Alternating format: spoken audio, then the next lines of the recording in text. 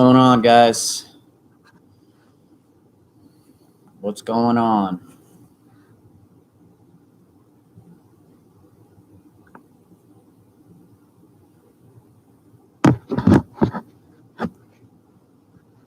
Good morning, good morning.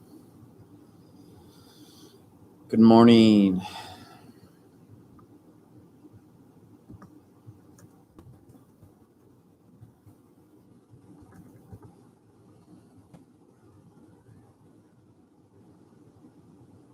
Good morning, good morning, good morning.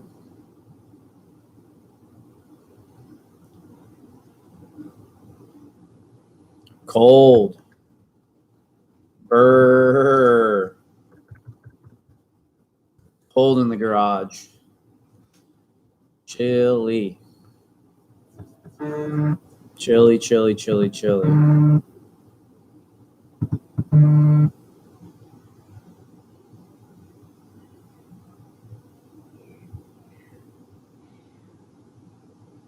Chilly. Couple of announcements while we wait for the late birds.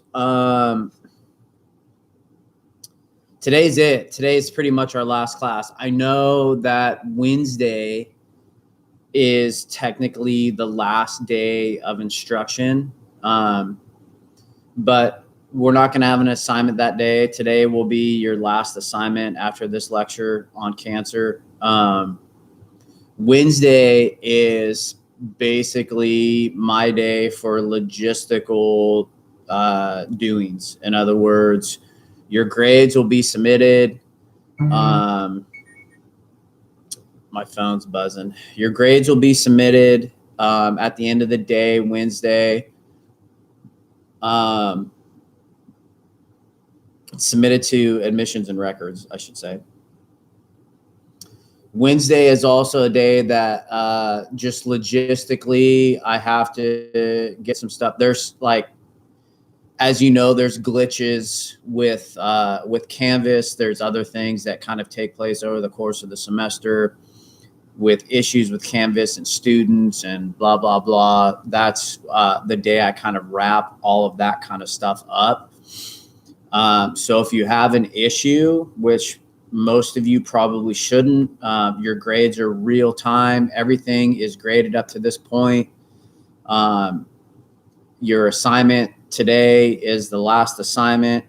You know, we're pretty much there. So there's no one in this class that has issues. We had a Canvas kind of breakdown last week in one of my other classes. So, you know, I have to go back and deal with some of that kind of stuff. So Wednesday is that day for me. So feel free if you need to check in with me on Wednesday or before Wednesday for whatever reason, if there's like a logistical thing going on. But for the most part, after today, we're going to be done. And as soon as I grade that assignment, which will probably be tomorrow night, the lecture assignment that you do today, whatever percentage you're looking at, that's going to be your grade in the class. Keep in mind, Hancock doesn't give A pluses and B pluses and C minuses and things like that. It's just A, B, C, D, F. So if you have a 90 some percent, you have an A. If you have anything in the 80%, you have a B. If you have anything in the 70%, you have a C, so on and so forth. It's pretty straightforward. I wanted it to be that way because it's just a challenge enough with kind of having to be online and all that kind of stuff. And it sounds like we're going to continue to be in this kind of remote format for the rest of the school year, even if the coronavirus thing starts to subside. I don't think Hancock is going to want to try to change anything and make the semester more difficult as far as like going remote than not going remote, or trying to open up and not being able to open up and all that kind of stuff. So we're going to kind of go ahead as usual. So just again, today is I don't want to say technically. This is our last day of kind of work. Wednesday is kind of logistical day for me. And if you have issues, okay, and if you have issues, email me before the end of class on Wednesday, and I'll try to get back to you and try to rectify. But again, this class doesn't really have any issues. Everyone, for the most part, it's pretty straightforward. Don't ask to turn in late assignments. It's not happening, especially ones from weeks back. Don't even go there. I'm not going to do that. But like I said, we had a kind of a technical difficulty with Canvas last week in one of my other classes. So I got to go back and clean that kind of stuff up. So this is pretty much it. This is our last day for the most part. This is the last time you'll see me.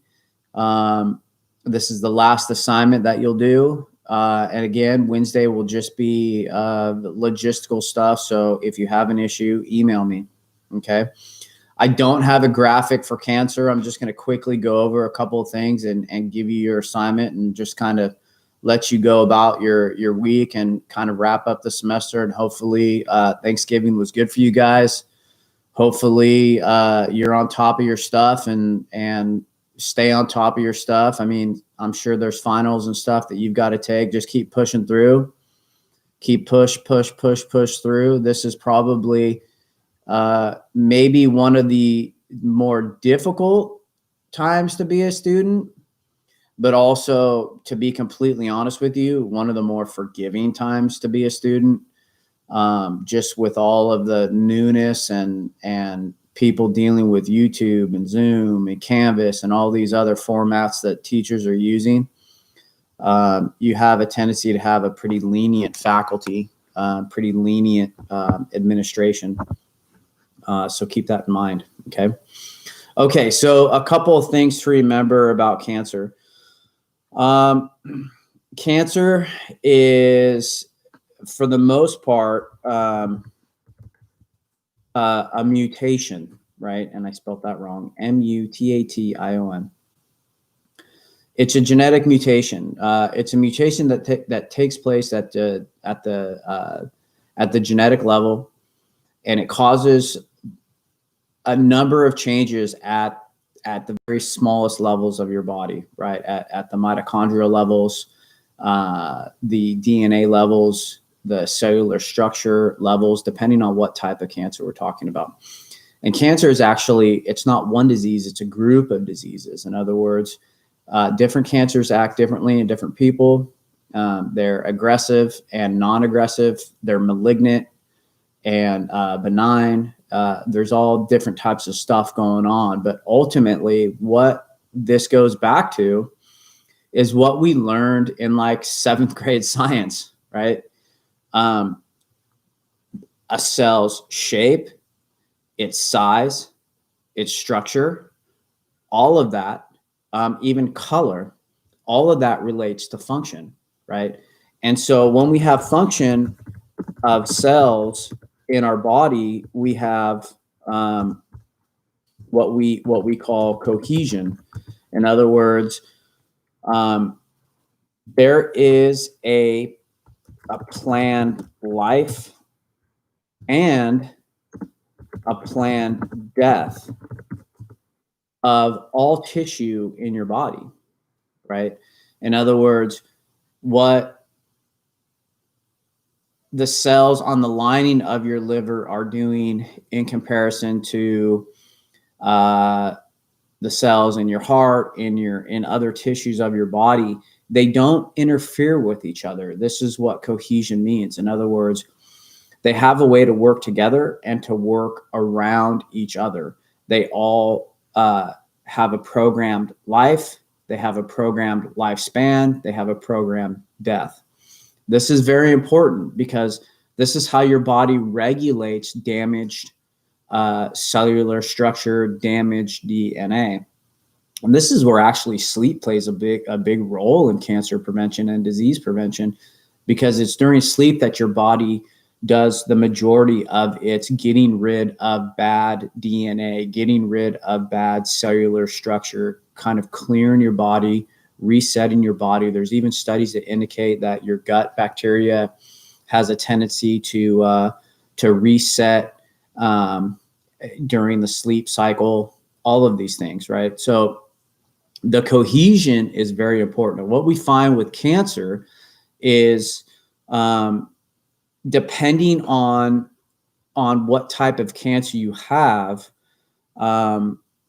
we find that we lose that orderly pattern. In other words, when a cell is damaged or when tissue is damaged, new cells will take their place. In cancer, cells keep on growing and interfering and losing that cohesion instead of dying off and going away, right? So what they end up doing is crowding out normal cellular activity, normal biological function. And this is kind of where cancer starts. And ultimately what happens is the growth metastasizes and sometimes can hit your lymphatic system, which is kind of like the cancer highway, and spread to other parts of the body. So how are cancers different? Well, that's way more than what this class can handle. But for the most part, generically speaking, some cancers grow fast, some grow slow, some respond very good to treatment, some don't respond well to treatment at all. In other words, unfortunately, there are some cancers out there that are a death sentence. They're an absolute death sentence. Pancreatic cancer being one of them, right? Some types of cancer are best treated with surgery and actual removal of cancerous tissue. Some respond better to chemotherapy, immunotherapy, hormone therapy, radiation. All of these are kind of all the options a oncologist, a cancer doctor will look at and come up with a plan depending on kind of where you're at health-wise, where the cancer is at, what stage it's in, so on and so forth. The biggest thing, or one of the biggest things with cancers is tumors, right? Is the actual physical growth of a tumor, right? So, but keep in mind, not all tumors are cancerous, right? You can have growths in your body that aren't necessarily related to function per se, that aren't cancerous. So you can have lumps and bumps and growths in your body that are not cancer. These are called benign. The cancers that, or the tumors, the growths in your body that are cancerous are what we call malignant, right? But there's also some cancers that don't form tumors at all. Leukemia, a cancer of the blood, does not form tumors. They grow in the blood cells and then kind of attach to other cells of the body. Okay. So what causes cancer? Man, that's really hard to say. Again, we go back to the nature versus nurture argument. There are some people that, unfortunately, in this class and in life, your genetic kind of destiny is some form of cancer. Other people can get cancer through viruses, through bacteria, even sexual activity. Ladies, if you contract an HPV virus, there are strands of the HPV virus that can cause cervical cancer. Even men and women having oral sex, you can get oral cancer, and there's certain types of you can get oral HPV, and there's certain types of HPV, oral HPV, that can cause throat cancer, tongue cancer, esophageal cancer.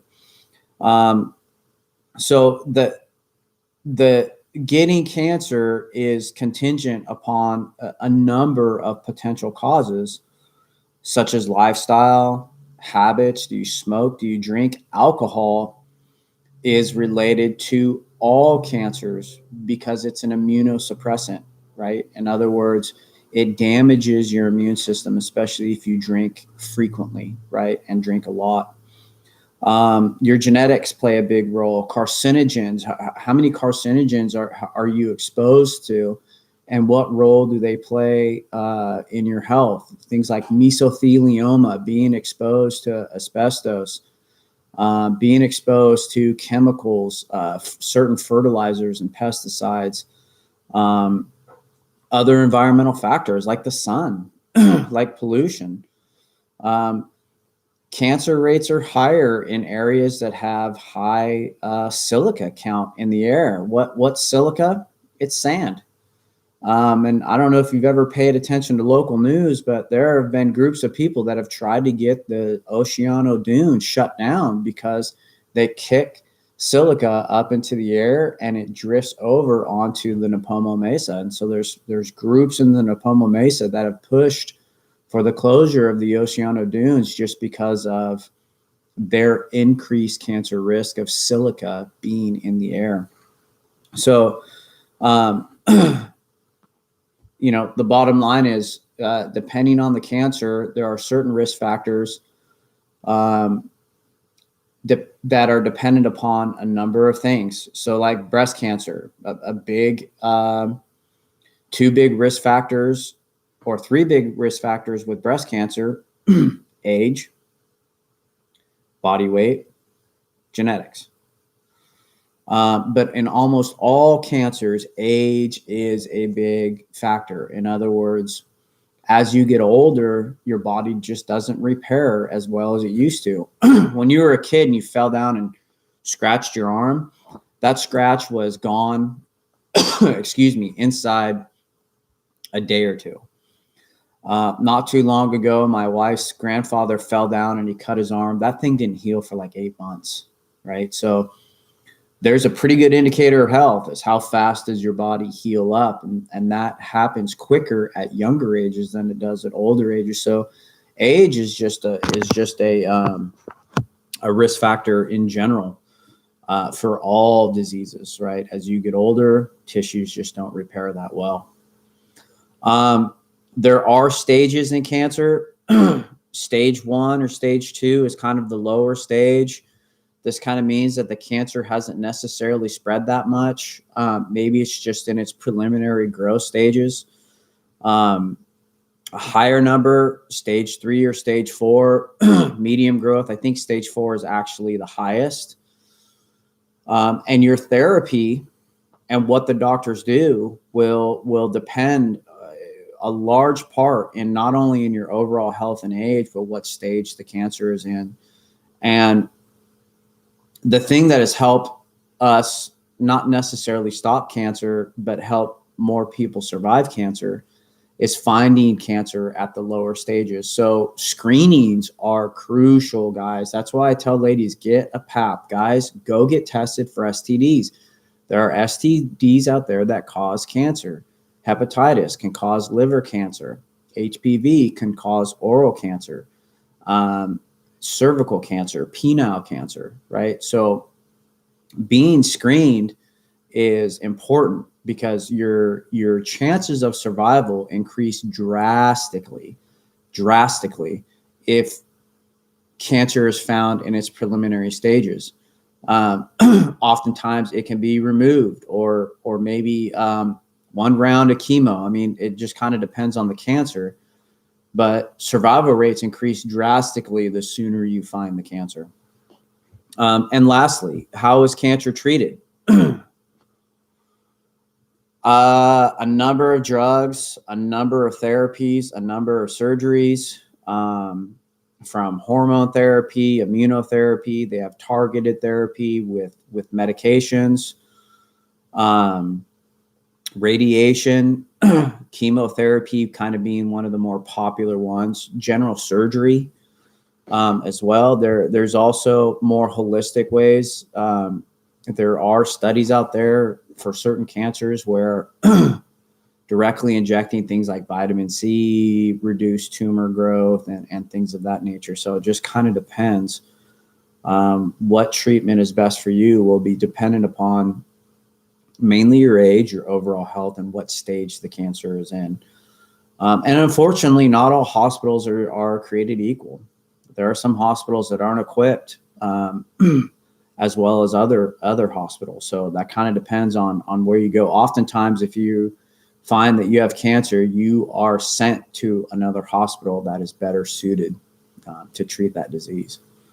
So just keep in mind, it kind of goes back to diet and exercise, man. I mean, if you have an extra weight around your waistline, especially as you age, you're at a higher risk for all diseases, not just cancer, but all diseases.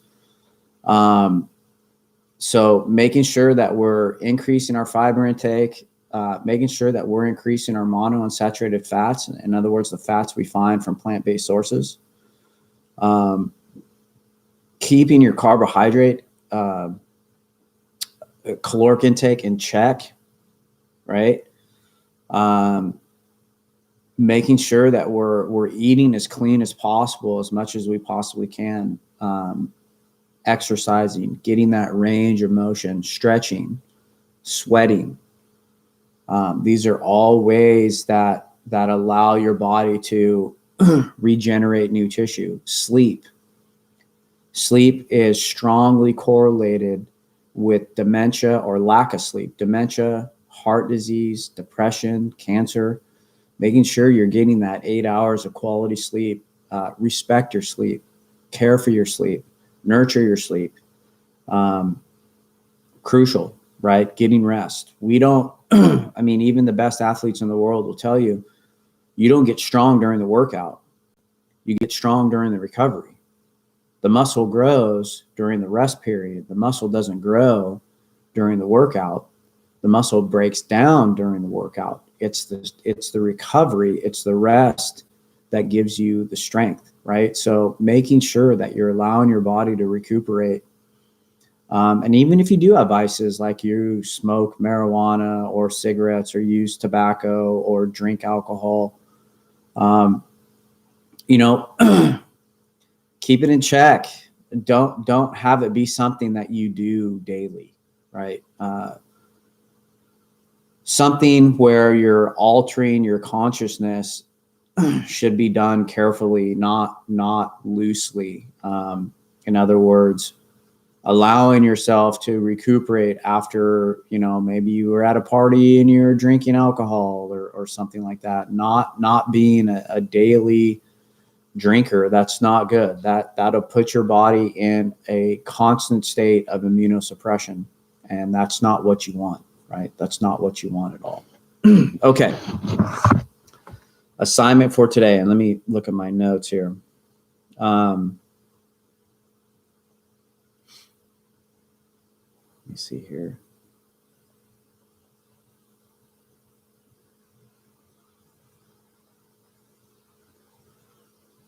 Okay.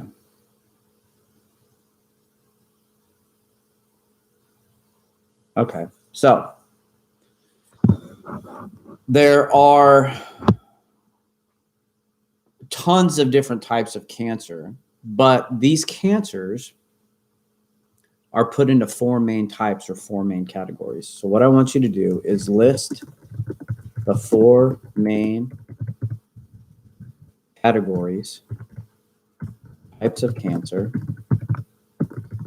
and explain each one. Okay, that's all you got to do. List the four main types of cancer and explain each one. So let me explain. I'll give you one. So a carcinoma. Carcinoma is technically, one of the types of carcinoma is skin cancer. So what carcinoma means is a carcinoma begins on a tissue that covers the surface of an organ, right? So just because you have carcinoma doesn't mean it started on the skin, right? And that's another thing to note. All cancers are named based off where they originated from, right? And so the type is going to tell you. So if it originated from the surface, surface lining of a tissue, that's a carcinoma, right? So Google, Bing, whatever, the 4 main categories or the 4 main types of cancer. I want you to list them 1, 2, 3, 4, and define them, each one. Okay.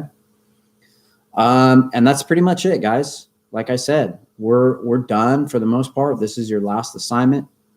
Make sure you get it done. Wednesday, I'll be available. I'll be taking care of kind of logistical, wrapping up the semester. Your grades have already been pretty much done. This is your last assignment. I'll probably get that graded tomorrow night. So get it turned in, and your grades are real time. If you're looking at a grade that says 90%, you got an A. If you're looking at a grade that says 72.5%, you got a C. If you're on that bubble right now, make sure you get this assignment in. Do it good, get all 5 points, and you land where you land, and that's it. Okay. But if there is an issue or if you have a question, email me. If I don't get back to you today, I'll get back to you by tomorrow or Wednesday. And that's pretty much it, man. I wish I could have seen your guys' faces. I'll definitely remember names. If we're ever back on campus and you happen to see me walking by, give me a shout out, say hi, let me know you're in one of my Corona classes. And hopefully you guys have a good end of the semester. You guys have a good Christmas, good New Year's, be safe. Diet and exercise, man, right? Eat relatively well, exercise a few times a week, wear a rubber. You'll be good. All right, guys. Good luck to you. I'll see you when I see you.